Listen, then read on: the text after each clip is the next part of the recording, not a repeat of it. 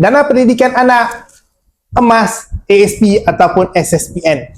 Ini dilema ibu bapa zaman sekarang sebab pilihan menyimpan dah semakin banyak. Bagi saya memilih untuk menyimpan emas. Kenapa? Untuk pengetahuan anda, emas memberikan pulangan sekitar 10% setiap tahun. Dan emas ini juga kalis inflasi.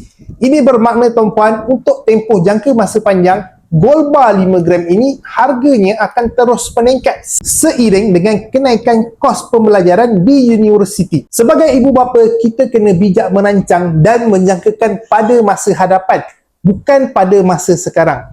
Untuk pengetahuan ibu bapa, banyak sekarang negara-negara besar telah mengalihkan duit mereka ke dalam bentuk emas sebagai protection. Dan ibu bapa juga boleh buat perkara yang sama dengan mengalihkan duit pendidikan anak anda ke dalam bentuk emas.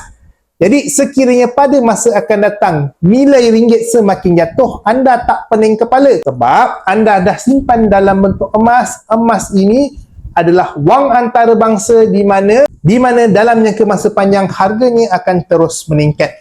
Anda boleh simpan sikit-sikit di akaun emas CAP menggunakan nama anak anda supaya tidak tercampur kekayaan anda dan kekayaan anak anda. Saya juga menggunakan akaun emas CAP sebab sangat fleksibel dan sangat mudah. Tiada komitmen bulanan, boleh top up setahun sekali. Raya-raya dapat duit raya anak, boleh simpan dalam bentuk emas. Nak dapatkan bantuan saya, nak buka akaun untuk anak anda, boleh klik sign up di profil saya akan guide anda.